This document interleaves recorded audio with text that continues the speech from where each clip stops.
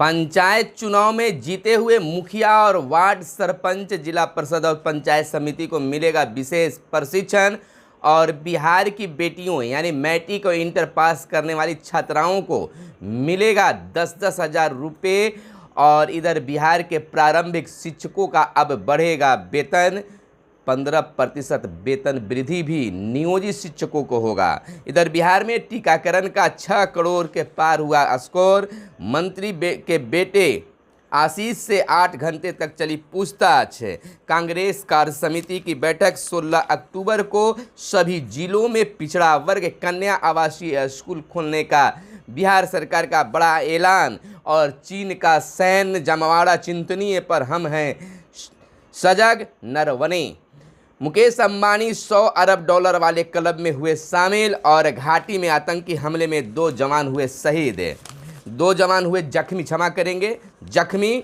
और आपको बता दें कि डिजिटल व्यवस्था खतियान व राजस्व रिकॉर्ड लोगों को उपलब्ध कराएं।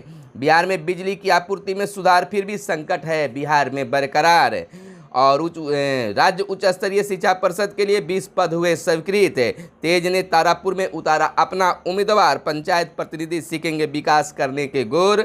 और मणिपुर में पूरे दमखम से लड़ेगा जदयू, 100 वर्षों में पहली बार वोटिंग हुआ, अमीर का हुआ चुनाव। नमस्कार, आप इस समय देख रहे हैं आप अपना चैनल मगध संवाद और मैं आपके साथ हूँ सुनील। मगध संवाद के खास कार्यक्रम सुबह सवेरे में आप तमाम व्यूअर्स का स्वागत है। सुबह सवेरे में हम खबरों को लेते हैं अखबारों के पन्नों से। अखबारों में क्या छपा है और क्या है आपके लिए काम की खबरें। तमाम खबरों को बताने से पहले आपसे आग्रह है कि अब तक हमारे चैनल को सब्सक्राइब नहीं किए हैं तो चैनल को सब्सक्राइब कर लें। अगर हमारे इस वीडियो को फेसबुक पेज पर देख रहे हैं तो फेसबुक पेज को लाइक कर लें। और वीडियो पसंद आए तो ज़रूर लाइक कर दीजिएगा, क्योंकि आपका लाइक हमें मोटिवेट करता है और मेहनत का फल होता है। तो चलिए खबरों की सिलसिला हम शुरू करते हैं। सबसे बड़ी खबर हम लेते हैं, एक औरंगाबाद से निकलकर सामने आ रही है। औरंगाबाद के हिंदुस्तान अखबार में एक खबर प्रकाशित किया गया है कि मेधा सूची में 100 को बना दिया सी, यानी शिक्षा विभाग का एक बड़ा भंडाफोड़ हुआ है। जो शिक्षक नियोजन है उसमें 100 को सिंह बना दिया गया। मेधा सूची बनाने में बड़ी संख्या में गलतियां, जिलाधिकारी से शिकायत के बाद भी नहीं किया जा रहा है इसमें सुधार। यानी मेधा सूची में 100 को बना दिया गया है सी। जिस विभाग पर शिक्षा की जिम्मेवारी, उसमें ही सैकड़ों गलतियां देखने के लिए मिल रहा है। पिता का नाम कृष्णा साहू है, जबकि कृष्णा सी अंकित किया गया है। शिक्षक पात्रता परीक्षा को बदलकर बीईटी सीटीटी कर दिया गया है। 10 अगस्त को शिक्षक का चयन किया गया है। तो यह है शिक्षा विभाग की औरंगाबाद से बड़ा भंडाफोड़, हिंदुस्तान अखबार में किया गया है। बड़ी खबर है, करीब 5 कॉलम की एक खबर प्रकाशित की गई है। तो आखिर शिक्षकों का नियोजन जो है स्वच्छ ढंग से, साफ सुथरे ढंग से कैसे हो, जब इस तरह की गलतियां ही खुद विभाग करे। इधर बिजली की संकट इन दिनों बिहार में बरकरार है। हालांकि बिजली में सुधार, आपूर्ति की सुधार तो की जा रही है, लेकिन फिर भी संकट बरकरार है। केंद्रीय कोटे से शनिवार को 4500 की जगह 3000 मेगावाट की बिजली मिली। बिहार में फिर भी संकट बरकरार है। 10 घंटे तक हो रही है ग्रामीण क्षेत्र में बिजली कटौती। 10 घंटे ग्रामीण क्षेत्रों में बिजली की कटौती हो रही है। 5600 मेगावाट की आपूर्ति शुक्रवार को हुई थी। 660 मेगावाट की एक यूनिट आज भी बंद रही है। खुले बाजार में अधिकतम कीमत पर बिजली की हो रही है खरीदारी। दिन में आपूर्ति थोड़ी सुधरी, पर पीक आवर में फिर किल्लत बढ़ गई है। जब पीक आवर पर होती है मांग तो उस समय बिजली की आपूर्ति में कमी आ रही है। और इधर राज्य उच्चतर शिक्षा परिषद के लिए 20 पद स्वीकृत किए गए हैं। आदेश जारी किया गया है कि 13 संविदा के ये पद 25,000 से 75,000 तक के वेतन वाले होंगे।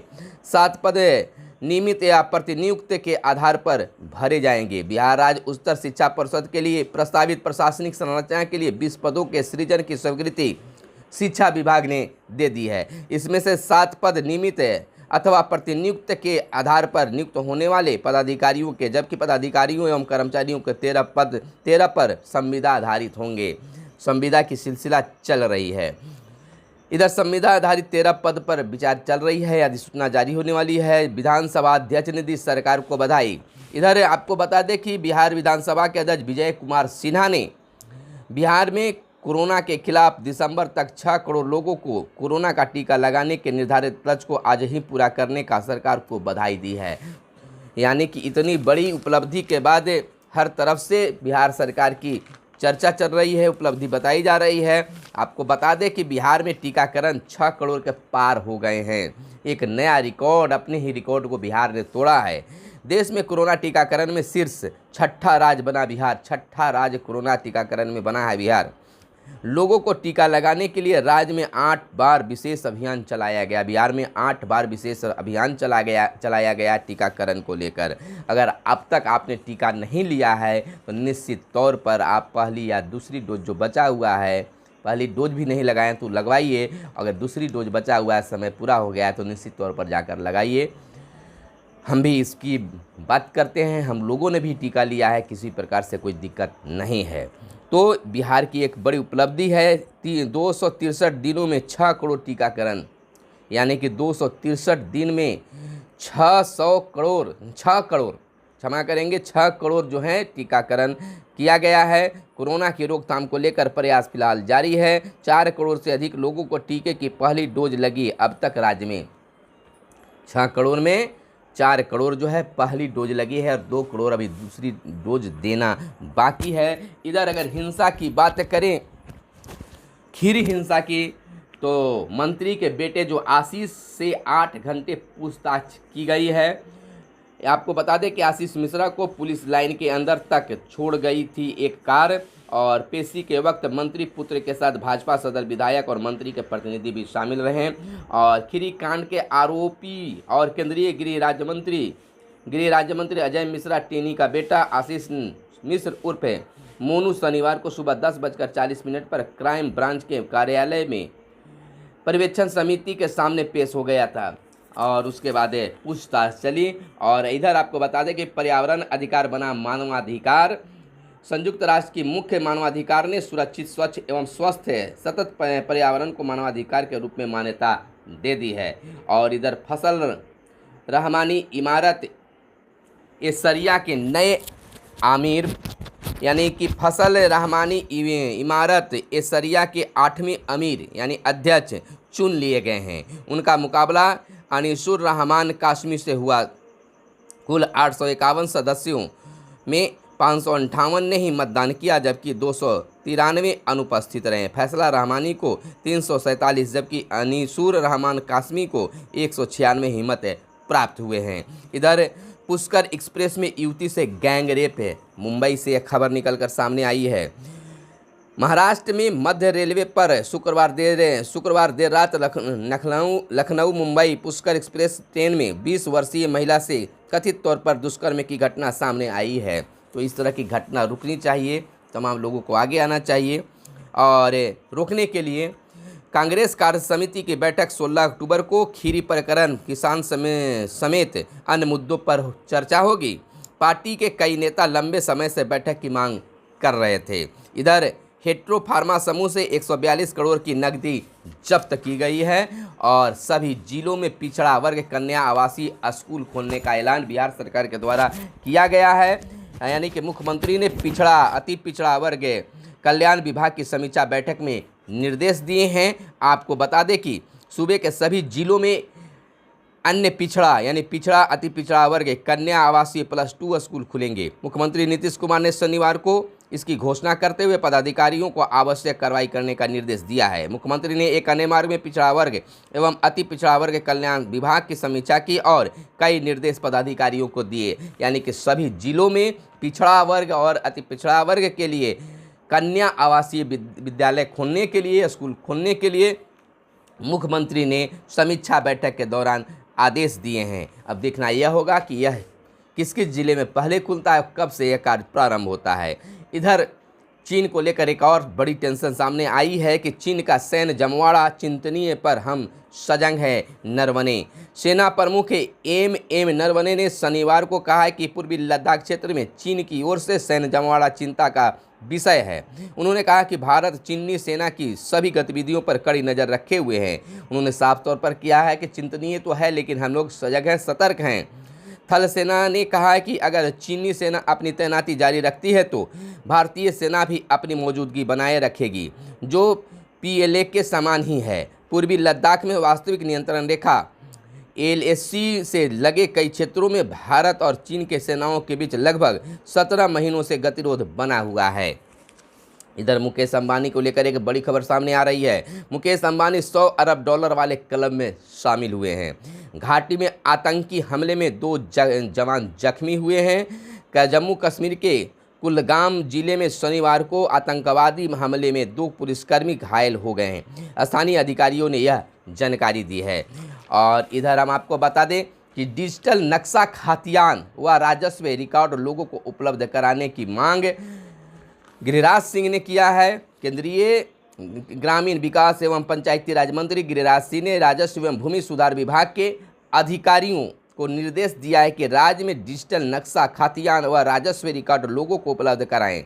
श्री सिंह ने शनिवार को शास्त्री नगर स्थित सर्वे भवन में पंचायती राज विभाग, कृषि विभाग एवं राजस्व एवं भूमि सुधार विभाग को केंद्रीय योजनाओं की समीक्षा बैठक में की, यानी कि तमाम चीज़ें उपलब्ध कराई जाएगी।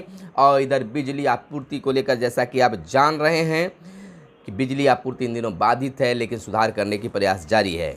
इधर तेज प्रताप यादव ने तारापुर में उतारा अपना उम्मीदवार। अब राजद के साथ विवाद और बढ़ी। विधानसभा उपचुनाव की यह प्रक्रिया चल रही है। उम्मीदवार उतार राजद नेतृत्व की दी खुली चुनौती। छात्र जनशक्ति परिषद के संजय को बनाया उम्मीदवार। तो इस तरह से अब भाई ही आमने सामने। और बिहार के पूर्व मुख्यमंत्री लालू प्रसाद यादव को भी चुनौती दी गई है। बिजली संकट के लिए राज्य सरकार जिम्मेवार। तेजस्वी यादव ने बिजली संकट पर सरकार को जिम्मेवार बताया है। बिजली को लेकर तेजस्वी की चिंता पॉलिटिकल स्टंट। संजय प्रदेश जदयू उपाध्यक्ष संजय सिंह ने कहा है कि विपक्ष नेता प्रतिपक्ष पर जवाब दिया गया है कि जो बिजली का मुद्दा बनाया जा रहा है वह चुनावी स्टंट केवल है। इधर आपको बता दें कि मणिपुर में पूरे दमखम से चुनाव लड़ने की तैयारी में जदयू है। ललन सिंह ने इसके संबंध में बयान भी दिया है। डिग्री कॉलेज के प्रिंसिपल अब 65 वर्ष में रिटायर हो जाएंगे। 3 दिनों में विदा होगा मॉनसून, यानी कि मॉनसून की जो है वह 3 दिनों के बाद विदा हो जाएगा। और 100 वर्षों में पहली बार वोटिंग से हुआ अमीर का चुनाव इबारत एशरिया में, जिसको मैंने पहले ही खबर बता चुके हैं। और पंचायत चुनाव की अब चर्चा कर लेते हैं। तीसरे चरण के पंचायत चुनाव खत्म हो गया है, मतदान खत्म हो गया है और आज मतगणना है। तीसरे चरण के मतदान का आज मतगणना है। किसी का भाग्य खुलेगा तो कुछ किसी के लिए चिंता का विषय होगा, किसी के लिए खुशी होगा तो किसी के लिए गम होगा। तमाम लोगों को जीतने के लिए, जिनकी जीत होगी, उनके लिए हम कहना चाहेंगे कि आप बधाई के पात्र हैं। और जिस वादे के साथ आपने चुनाव जीता है वादा ज़रूर पूरा करें। और जो प्रत्याशी हार जाएंगे उनके लिए कहना है कि थक कर हार मत भाई, मंजिल दूर नहीं है। आप मंजिल दूर नहीं है, आप थक कर हारिए नहीं। कम से कम पक्ष में नहीं तो विपक्ष में तो ज़रूर खड़े रहिए। विपक्ष में खड़ा रहने से आपका जो कार्य है वह भी जनता की सेवा ही होगी। और जनता में आप बने रहिएगा तो इस बार ना सही तो अगले बार तो ज़रूर सही होइएगा।